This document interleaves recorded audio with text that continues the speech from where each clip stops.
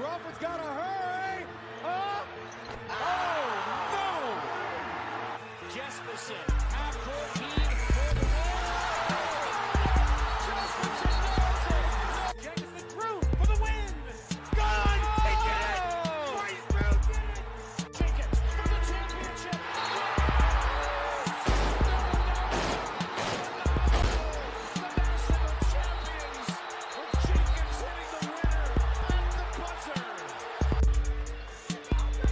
There's the pass to Leitner. Puts it up. Yes! The time, 18. Shot, Jordan. Michael Jordan, 14 seconds. Brown. Look outside. This is the point where he always hits it. Oh! Aaron Harrison, beyond belief.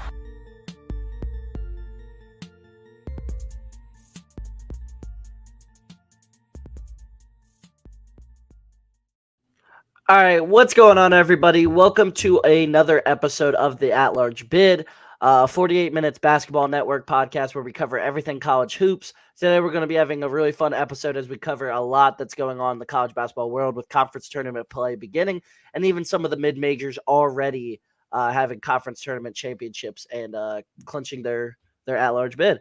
But before we get into this, I am Parker Fields, host here, as always, with my co-host, Neil Meyer. How are you doing today, Neil? Good. How are you, man? Pretty good. Big week of college hoops coming up. Lots of fun games to watch. Lots of things to keep our eye out on. And it's going to be a really good week, I think. Yeah, no, most definitely. I think there's a lot of good matchups here. Conference play kicks off. Some conference tournaments have already wrapped up, as we'll get into it later into this podcast. But overall, this is going to be a really fun week for all of college basketball. Yeah, I agree with you. And one thing I wanted to talk about before we get into anything else is Antoine Davis. Let's talk a little bit about him. He ended up 2 points shy of tying, I want to say 3 points of breaking the record, correct? Correct. Yeah, 2 shy of tying, 3 away from breaking the record. He ended up shy unless they get a bid into the CBI tournament. If that happens, then Davis could still get it, but I have a hard time believing they're even going to get into that, honestly. So it's looking like Antoine Davis is coming up just short of breaking the NCAA all-time scoring record, and that's got to be a heartbreaking pill to swallow, honestly. Yeah, no, most definitely, and especially in a game that was close down to the end. I believe They had the lead late in the fourth, or not. Yeah, I believe it, second half. If Detroit Mercy fell about 6 points short, I believe. But overall, that's a very good Youngstown State team that they played. Obviously, Youngstown State fell last night to Northern Kentucky. But, I mean, you look back in all of college basketball and look down, Pete Maravich's record was held. It's going to be a record that's I don't think it'll ever get broken now. Honestly. Yeah, I don't think we see anybody even come close to that record, obviously, due to the new landscape of college basketball with NIL, transfer players won't have their COVID year anymore. This was just a couple year thing of having the COVID year. Just people who were in college in 2021, they have a COVID year. Everybody else won't. Yeah, so I think definitely I don't think we see anyone get close to breaking that record here for a while. But overall, like, it was a historic run. It was something that, as we mentioned, might never happen again. But it is a hard pill to swallow. I think he finished with 22 on that night versus Youngstown State. He needed 25. But overall, like, just an incredible career for Antoine Davis. Yeah, really rough shooting night for him that night. And my question is, did you get to watch that game at all, or did you see the highlights or anything? Yeah, I got to watch a little bit of it, yeah. Did you watch the end? Yeah. Was he going for the record, or was he trying to win the game? I don't know. I'm hit or miss. I mean, obviously I think he had the record in mind, especially because he's a very good 3-point shooter, and I think he kind of knew, like, hey, I'm close, but I think he was trying to do a little bit too much in order to help his team get that win. I don't think he was, like, not trying to win the game. Don't get me wrong. But I think he was forcing some shots because the record was in the back of his mind, too. Most definitely was forcing some shots. Like, there. I think if he just played from that 5 minutes on, just trying to win the game and not worrying about the record, they would have won the game. I think they had the game in hand. Not in hand, most but definitely. I think they had that game. Like, I mean, you take a look. on the night total, he had a rough shooting night. He shot 7 for 26 from the field. So, like, the lack of, like, attempts was not there. Like, he shot a lot. The attempts were definitely there. 26 attempts. That's got to be a tough pill to swallow, man. 26 attempts and you didn't get the record, and all you need was 25 points. So, like, 4 of 16 from 3. And if you watched, he had, like, 4 chances at it in the final, like, 2 minutes. Like, 4 threes he heaved up there in the final, like, 2 minutes. And none of them went down for him. And it was tough to watch, honestly. It really was. Yeah, 7 for 26 is tough from the field. 4 of 14, 3 of 14, what you just said. I mean, that's a pretty bad statistic right there in terms of percentage-wise. I mean, that's what, sitting 22% roughly from behind the arc for a guy who's shot 40% from the arc throughout the season. Definitely didn't have his best shooting night, but however, it's still an incredible feat. But overall, I definitely think he tried to do too much there at the end, as we mentioned earlier. Yeah, I think it was unfortunate because the human aspect of it, nobody would ever not be going after that record there. Like, let's be real. Everybody would be trying to get that record. I don't care who you are. In the back of your mind, the record would definitely be there 100%. Because you can't tell this guy not to try and get that record. Like, I'm sorry. It's a human aspect of it. You want to be the greatest scorer in college basketball history? Hell yeah. Who wouldn't? Especially when your father's the head coach as well. So it was probably a discussion they had. And a record that legitimately, like, never will be broken. Like, there's never going to be a shot at this getting broken again, in my opinion. Like, I think this record is going to stand for a long, long time. And the human aspect of it, you can't fault him for not like going for the record. It's just like, you can't fault him for that. However, if I think the record wasn't in mind and the record wasn't in play, I do think they win that game. I really do. Yeah, no, most definitely agree with you there. Obviously, it was a close one down to the last final 4 or 5 minutes there, but he should have just started chucking early is what he should have done. Yep, I'm there with you. Not late. He should have gotten it out the way, in my opinion. Definitely. Do exactly what we saw Braun do, knock it out in the third quarter, and then just play from there. Yeah. Like, it's just a lot more intense than Braun, because Braun, it wasn't his last game ever. Yeah. Antoine Davis, like, this is your last game ever if you lose. Like, so that's why it was a lot more intense. But yeah, overall, amazing career from Antoine Davis. It's just, I feel like, I don't know. Something doesn't. I wish he got the record. It's sad to see somebody come up that close and not get it. That's what sucks to see. Yeah, most definitely. It's just if he ended up like 20 points short, it wouldn't be as like tough to see. But like 2 points short is tough to see for sure, I think. Yeah, I'm right there with you. And other news though, like there's 5 teams that have gotten into the conference or have won a bid into the NCAA tournament. Neil, can you list those off? You got those pulled up right now? Because I don't know, type them up. Obviously, you have the Furman and Louisiana clinch their spots last night, but then you have Fairleigh Dickinson, Southeast Missouri State, Drake, UNC Asheville, and Kennesaw State after Kennesaw State clinched their bid after winning the Ohio Valley Conference as well. Yeah, and it's cool. It's cool, man, to see like some of those teams get their bids because it means so much to those schools. It really does. It's awesome to see some of these stories from these mid-majors, and one of those teams is likely going to win a game, maybe. You never know. There's a good shot one of those teams might end up winning a game in the tournament. It was a really good story for Furman. If you remember last year, how they lost. I believe they lost on a buzzer beater last year, and now they won the tournament on a buzzer beater, which is awesome to see. And it's really just weird how every year when this time of year comes around, how many buzzer beaters happen, because it's like you don't see them that much during the regular season. And then once it's conference tournament, once it's NCAA tournament, how many game-winning buzzer beaters happen throughout the year. It's really odd to see, honestly. Yeah, and I mean, the whole buzzer beater aspect is a pretty fun thing to watch come this time of year.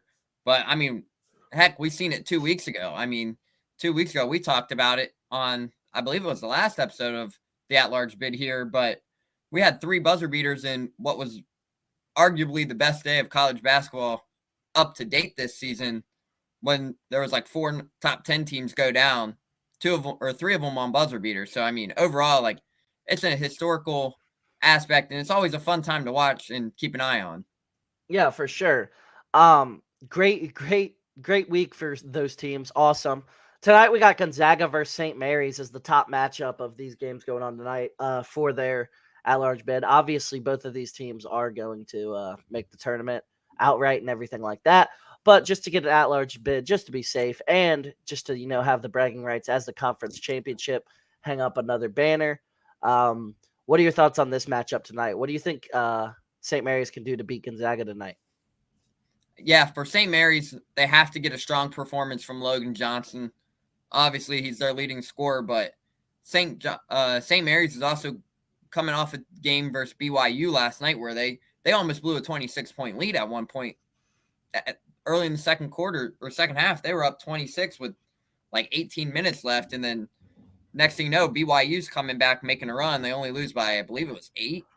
So I mean, they almost blew that one last night, but overall, for St. Mary's to get it done, it starts with Logan Johnson. Obviously, BYU kind of eliminated him a little bit last night, but me personally, I think it goes back to Gonzaga. I think Gonzaga gets it done, clinches their bid outright. Obviously, both teams, as we mentioned, are for sure locks in next week's March Madness tournament. But overall, I think Gonzaga gets it done. They're coming in at 2.5-point favorites tonight, but this is a team that they played last week. Gonzaga beat them 77-68.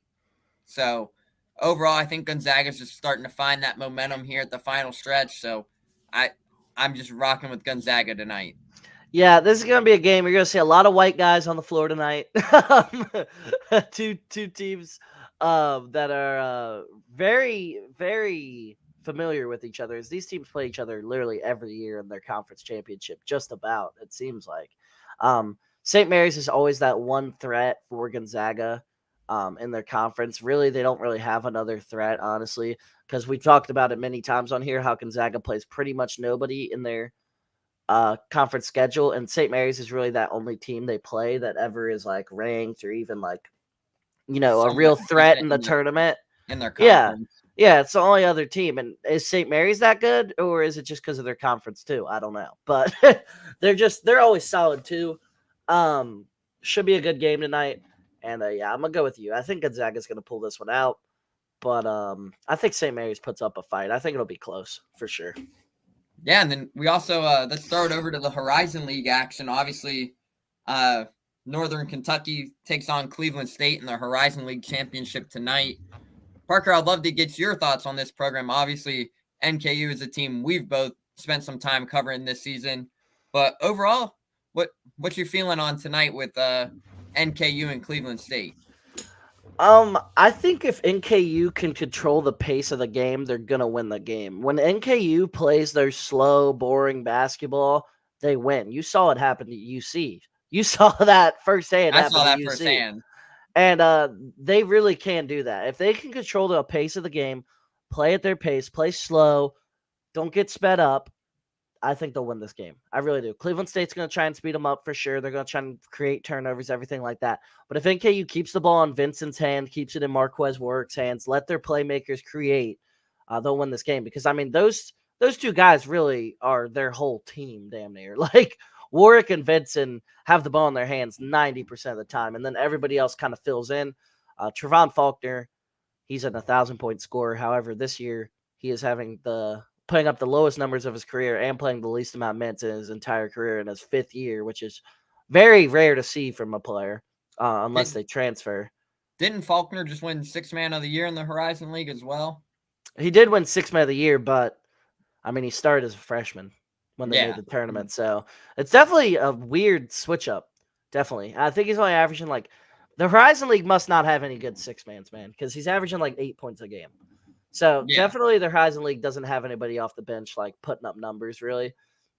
But yeah, him off the bench and then those two in the starting lineup, Vincent and Warwick, are really their whole offense. And if those guys have a good night, they're going to win this game, I believe. And I think NKU is going to be really motivated to keep their foot on the pedal because last year they had a 20-point lead in the conference championship to Wright State and blew it.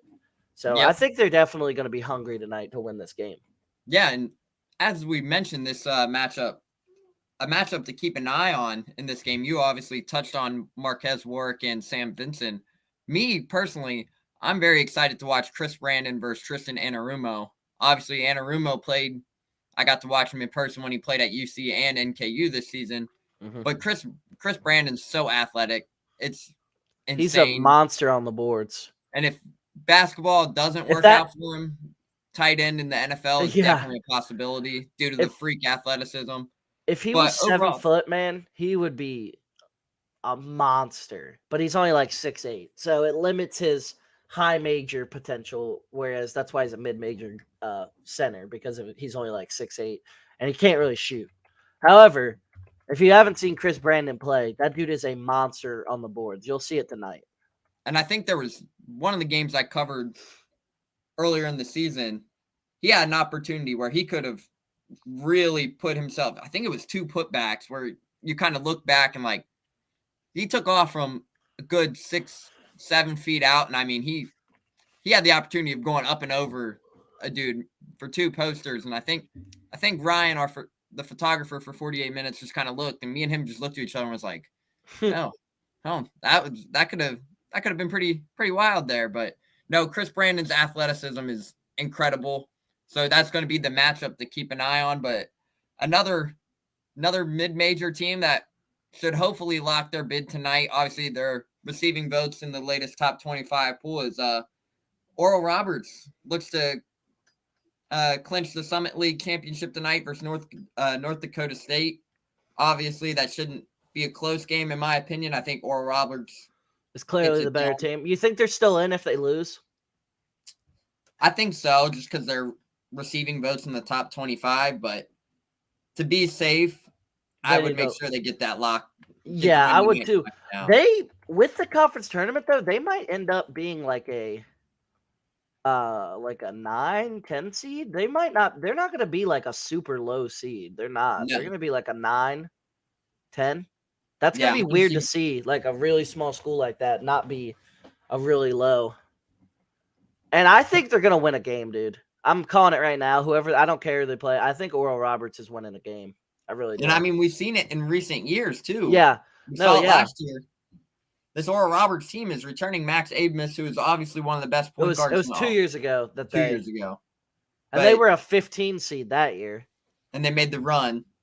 But overall, this is a team. Max Abmas is one of the best point guards in all of college basketball. You can disagree or you can agree on that. But I don't really think you can disagree. He's a beast. What you've seen him do at Oral Roberts, I mean, came back. I think, as you mentioned, I'm right there with you. I think this Oral Roberts team will take a game in the NCAA tournament for sure. Yeah. They're just like, and the addition of Vanover, the big man. I'm blanking on his first name. What's his first name? What's his first name? I need to find this. Connor. I was going to say Connor, but I didn't want to be wrong. Yeah.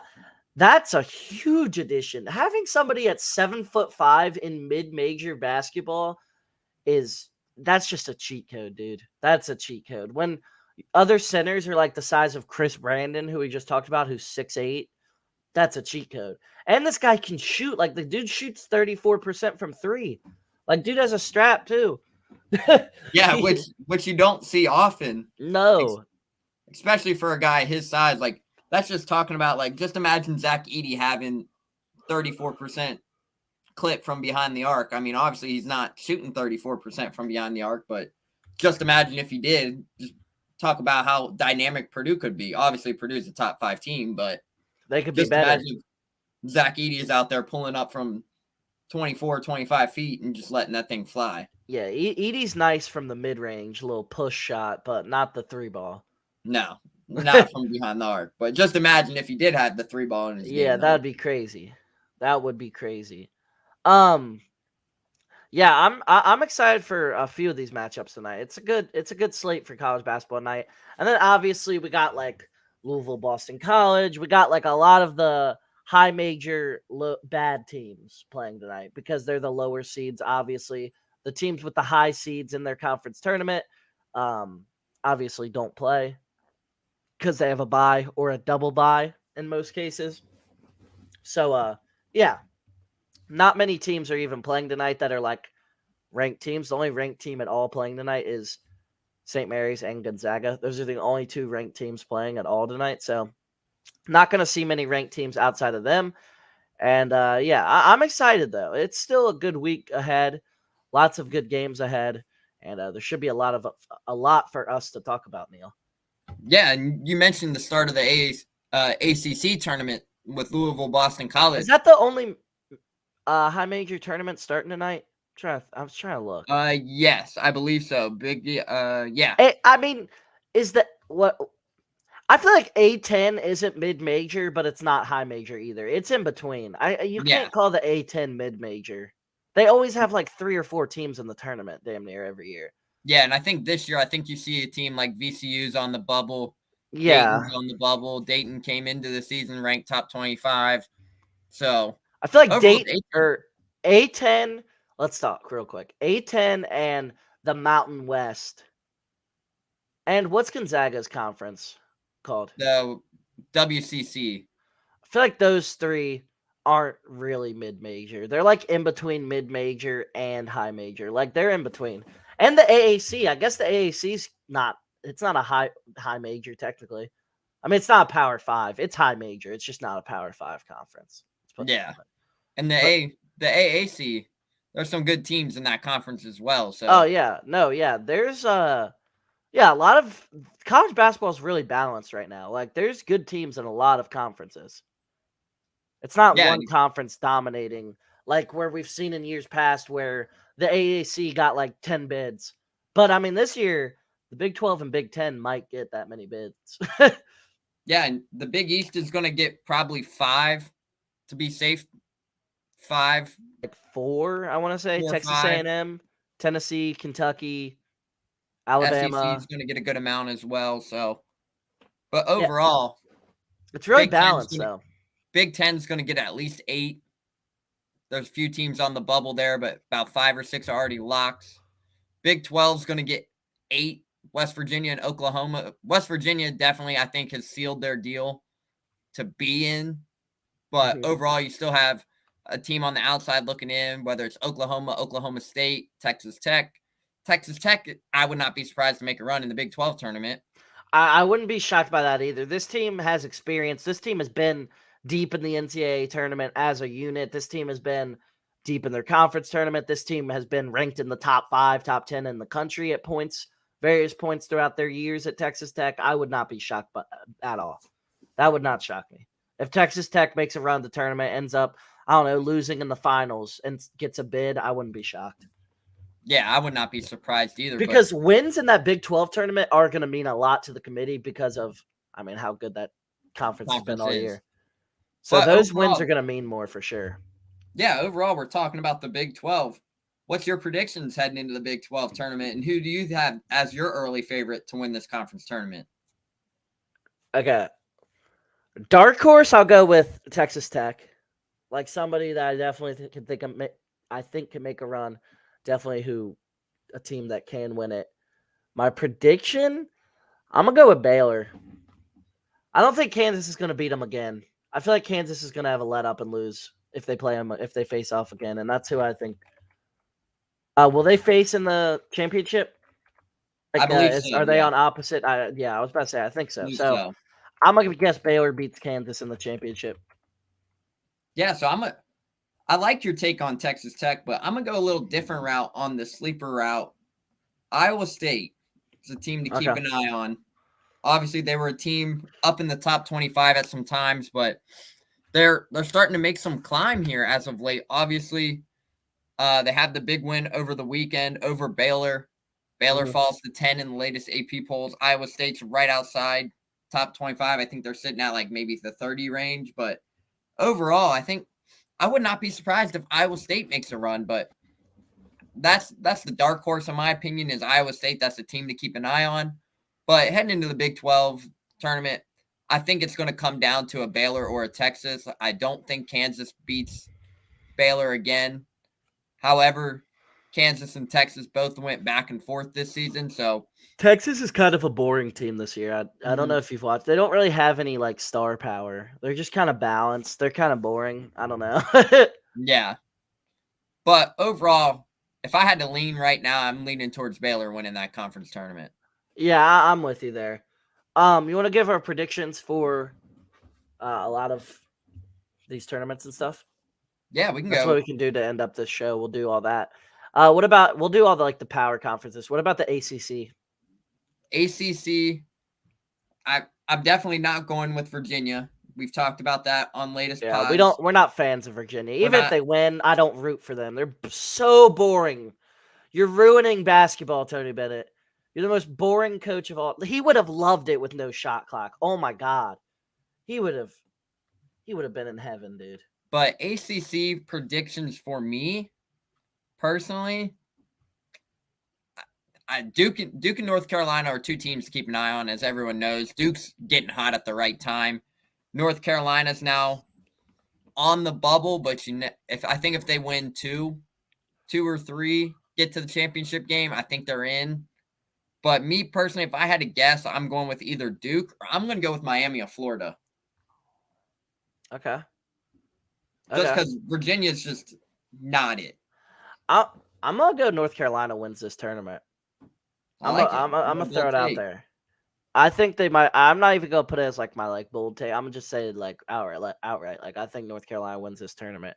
I think they have so much talent and they have so much damn pressure on them just to freaking get into the tournament that I think at worst they're gonna win 2 games. I don't see them getting bounced before that. I think they're definitely gonna be right in the thick of things. Yeah, so if they win, and I don't think Duke beats them 3 times in 1 year. I don't think that happens. Yeah, so if they win their first game, which they will get the winner of Louisville, Boston College, if I remember looking at it right. So if they win that game, they will go to Virginia, take on the number 2 seed Virginia. But that is a Virginia team that is very capable of getting beat. So North Carolina already beat them. Yeah, exactly. So North Carolina could make that run, make that upset. But overall, I mean, I look forward to a Virginia-North Carolina matchup there, and I believe it's quarterfinals, semifinals. But overall, I think that would be a great matchup to kind of witness again. Do you really look forward to watching Virginia, though? Depends what Virginia team decides to come out. And is it going to be the Virginia team where Jaden Gardner comes out and puts up 30? Or is it going to be the Virginia team that comes out and barely puts up 55 points? Which is literally most games. But they'll hold North Carolina 42 and win. That's how they play. They want to win 47-44. That's how they want to win. That really is. Because, I mean, they're not very talented. I get it. But because they played a little bit faster. Just a little bit when they had Kyle Guy, DeAndre Hunter, all those guys. Just a little bit, though.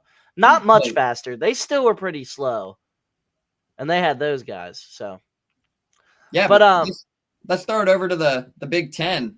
Obviously, that's a conference where I feel like that conference is up for grabs for anybody. I do too.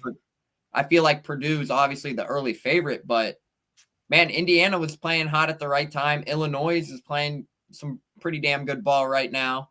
Then you look down Northwestern. Iowa won it last year as a 5 seed, I believe, in the conference. Yep, Iowa's coming off. Wasn't it Iowa versus Indiana last year in the championship? Yep. 2 low seeds, yeah.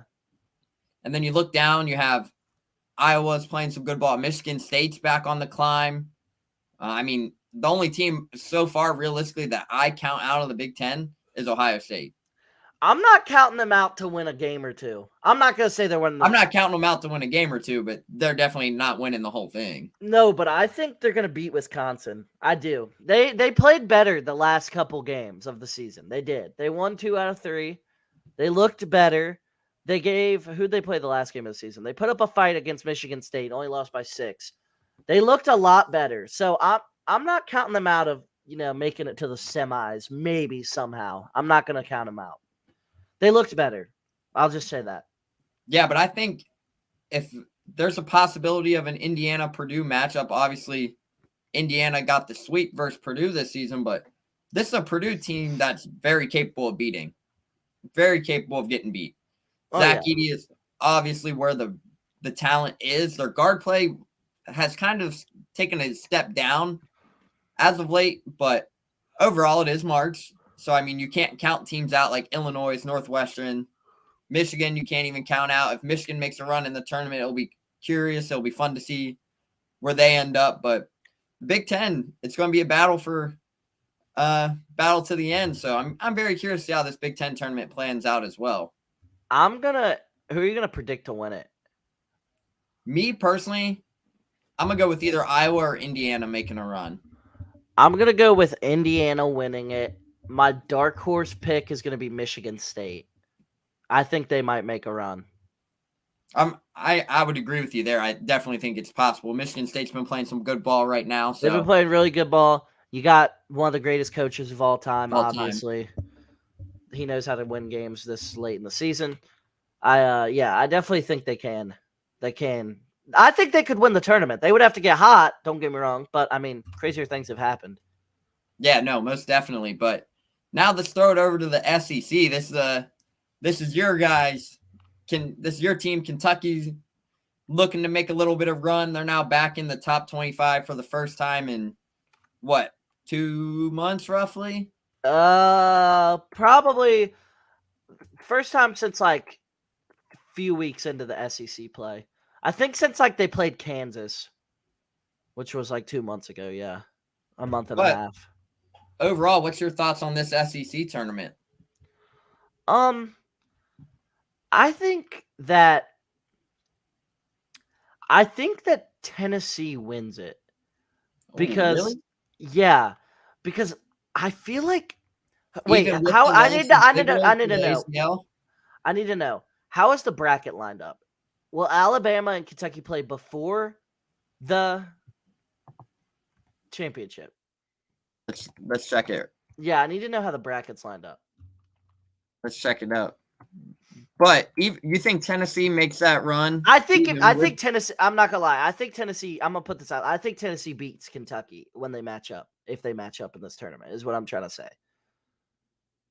But you think? I think Kentucky will beat Alabama, though. Is what I'm trying to say. I think Kentucky will beat up. But I'm saying if Tennessee's on the opposite side, I think Tennessee beats Kentucky because it's just so hard to beat a team 3 times in a year.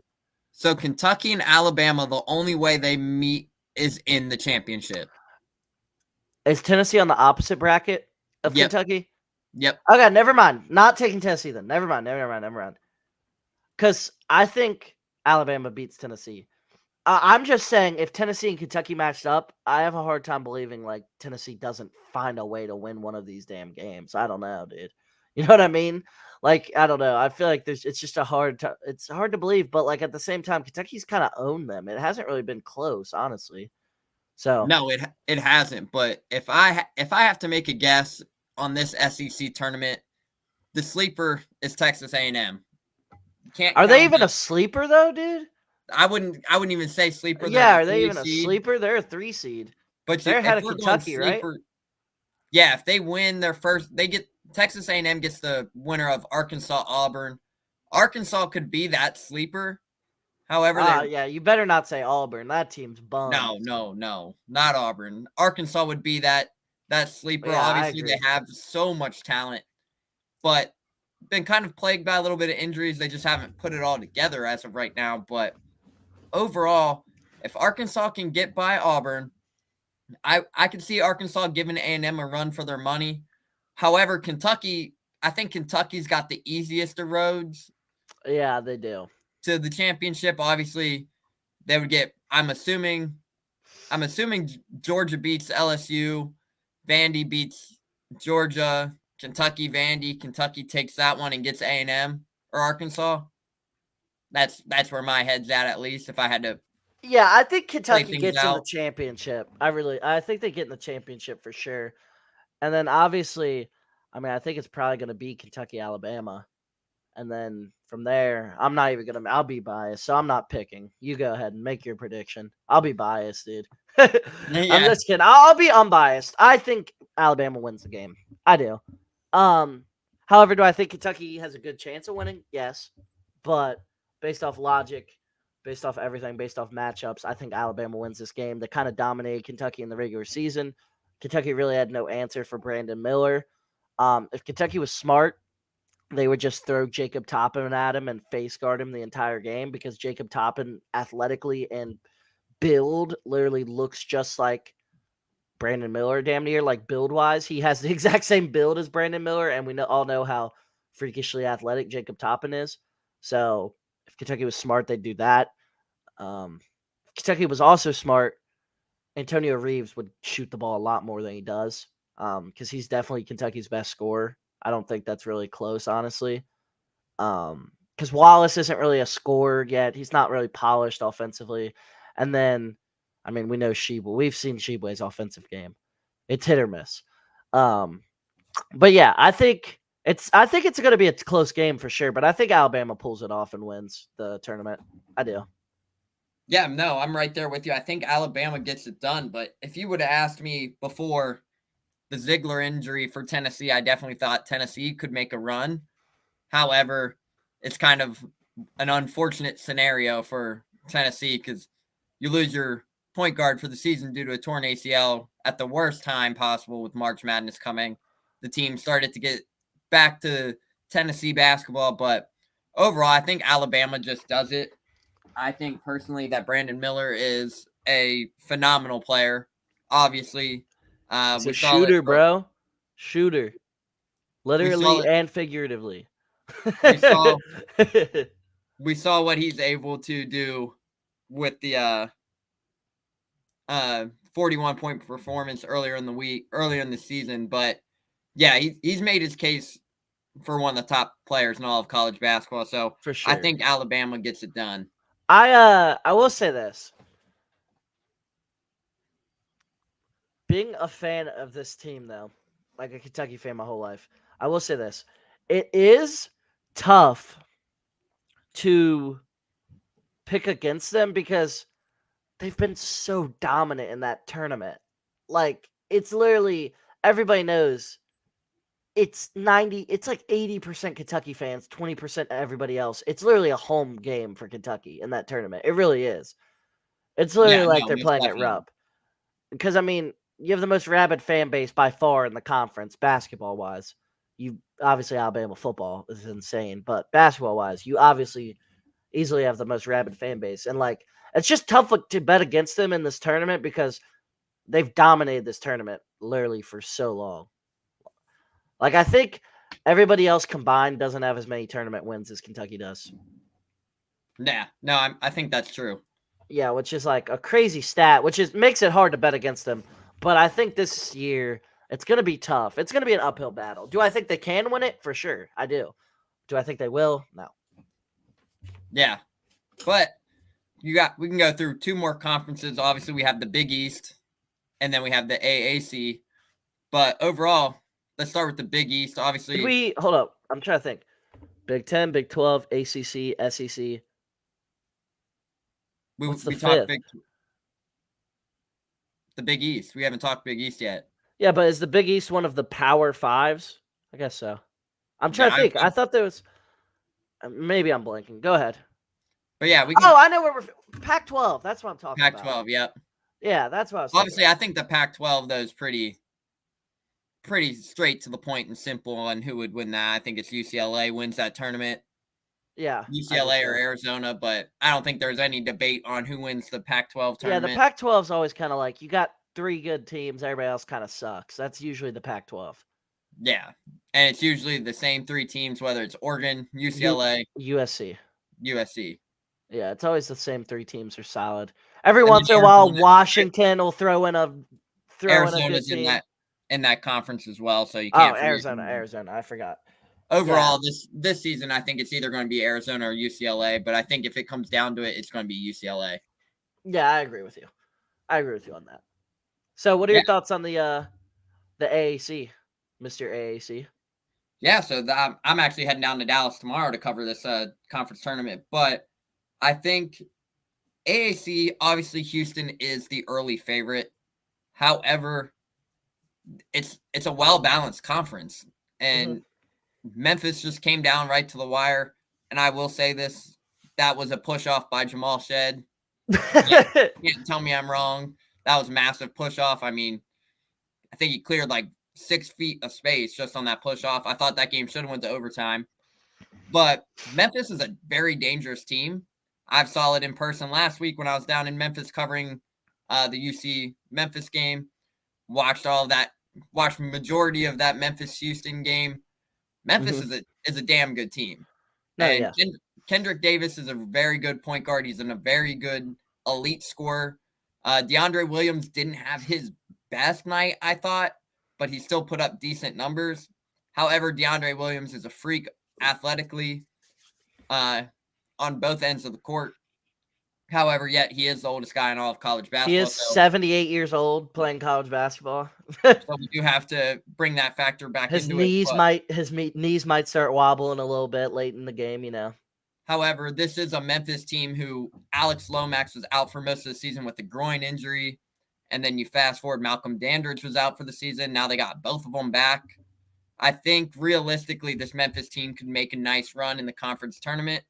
However, Memphis and Houston are on both sides of the bracket, or both on different sides of the bracket. So they will have to match up in the conference championship. However, I would not count out on Cincinnati and Tulane. Obviously, I cover Cincinnati, but Tulane's a very good team. I think Parker and I talked about this off the record. They have 3 dynamic scorers: Jalen Cross, Jalen Forbes, and Kevin Cross. Like Jalen Cooks. Or Jalen Cook, Jalen Forbes. Yeah, you combine Kevin Cross and Jalen Cooks. Kevin Cross, yeah, that's what I thought I did. But Kevin Cross is also a very good scorer as well. But he's a dynamic, just all around player. Like he's a little bit of everything. He's a Swiss Army knife right there. Yeah, Kevin Cross.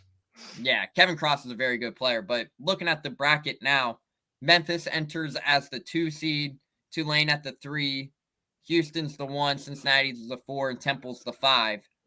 However, I think Houston is very beatable. Temple's given them a run for their money. Cincinnati has given them a run for their money.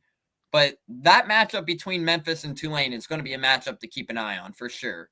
Oh, yeah, 100%. Overall, I would not be surprised to see a repeat of Memphis-Houston in the conference tournament final. Yeah, I agree with you.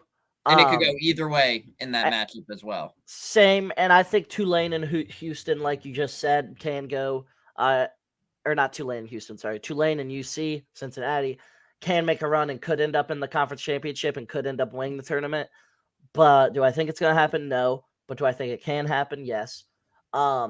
Like you said about Tulane, man, they just have, like what other college team? You got a guy averaging 20, 19, and then 15. Like, that's some high-level scoring right there in college. That's like the last team I can think of that was like that. I'm trying to think. Like, I don't even know, dude. It's the Ron Hunter Magic, baby. Yeah, like that's impressive. That's really impressive. But yeah, really impressed by them. They're a really good team as well. Like you said about UC. UC, their problem, if they can hit threes, I think they could beat anybody. If they play like how they played on Sunday, obviously senior day, David Julius had a career day. Yeah. 30 points. And I mean, I don't know I'm pretty sure Parker has seen the replay, but did you see that crossover step back where he just got Buddy skating? Yeah. Still skating on Calhoun Street, I'm pretty sure, but that step back's nasty. So, I mean, if you can get a performance where I think Landers Nolly and David Julius combined for 54, if you can get a performance like that, if they get to that matchup versus Houston, obviously they got a very tough Temple team on Friday. But if they can get a performance like that here in the conference tournament in either 1 or 2 games, I think the Bearcats could make a nice run. Obviously, can't be a little biased because I covered the team, but overall, I would not be surprised to see Memphis or Houston kind of take this one home. Neither would I. I think it'll be a good tournament for sure. And then last thing we're going to talk about today, Big East basketball, Big East tournament. Who do you think's winning that conference tournament? See, that's the most balanced conference in the whole country, I feel like. There's just that's a conference that could go. There's like 5 really good teams. No great teams, I feel like. I will say this. I'll start off, if you don't mind, Neil, because I got something to say real quick. UConn is really good, I think. I think Yeah, they most are. When they're definitely. clicking on all cylinders, I think they're by far the best team in this conference. Like, by far, if they're clicking. If you saw what they did to Providence, they destroyed Providence at UConn. They absolutely destroyed them. Jordan Hawkins is legit. Like, dude is becoming a first-round pick in a lot of mocks right now, getting first-round buzz. I think dude is one of the best shooter. I think he was one of the best shooters in the country, one of the best scored. Like, he is a really good player. Sonogo on the block, impressive. Andre Hawkins, all-around player, really impressive. I if they're everybody's engaged, locked in, I think they're the team to beat, and I think they're gonna win this conference tournament. I really do. Yeah, no, I'm right there with you. I think UConn wins it, but a team to keep an eye on in the Big East, Villanova's getting hot right now. They are. And I would not be surprised to see Villanova make a run. But if you would have asked me maybe before the Zach Freemantle injury who my favorite was to win the tournament, I probably would have had to lean towards Xavier. Yeah, but But now without that the Freemantle was out for 4 weeks, now it's just been announced where he's actually having surgery today. But they tried to get him back, but he practiced, I think, a little bit last week from the reports I saw, but it just didn't work. I mean, it was either going to try to play through some pain, get surgery after the season, but ultimately they came to the decision to get the procedure done now. It's the same foot he had missed time with last season that shut down his season last season, but that's a big piece of Xavier now missing for the last third of the season. Obviously, he was averaging roughly 16 points and 8 rebounds a game. Like, that's a huge piece. Oh, so for sure. They're going to have to rely on guys like Colby Jones, Sully Boom to really step in. But then you look down at their bench, like Desmond Cloud's going to have to play some big time minutes here, and it's going to be a battle. But can Jack Nungy hold the weight on the inside versus a guy like Sonogo, Bryce Hopkins if they play Providence? Like, I don't think Jack Nungy's the best big in that conference. I mean, we all know who the best big is, but overall, Jack Nungy's going to have a tough task at the Big East tournament. That's for damn sure. He definitely can't guard Bryce Hopkins. Bryce Hopkins is way too fast. Because if he was guarding Bryce Hopkins Bryce Hopkins would just take him to the perimeter and destroy him. Xavier, the problem with them is they can't guard. They can't guard. It's going to be tough for them to guard. And I don't see them winning it without Freemantle. And then, UConn's just a really nice team. Providence. And then I'm blanking real quick. Seton Hall's solid. I'm just trying to. I think UConn wins it. I really do. Yeah, no, I'm right there with you. Obviously, Marquette's playing some good ball right now, but I think UConn's starting to get back hot. Obviously, they take one of the biggest jumps in the AP poll yesterday. They jump up 3 spots, so I think UConn gets this one done. Dude, I just realized, by the way, we missed something when we were talking about the ACC tournament. We missed a dark horse. Who's your dark horse to win? Syracuse will end up in the Final Four of it. It happens every damn year, dude. Tell me, dude, am I wrong? You're not wrong. Syracuse is always like 18-12, 18-13, something. Like this year, what are they? 17-14. Judah Mint's going to put him on his back. And Joseph Girard III, baby. Former 50, pretty sure he's the all-time leading scorer in high school basketball in New York, which is insane to have that record. Especially in a state who's produced. That's what I'm saying. And the state of New York is insane. And Syracuse is just they're always fighting.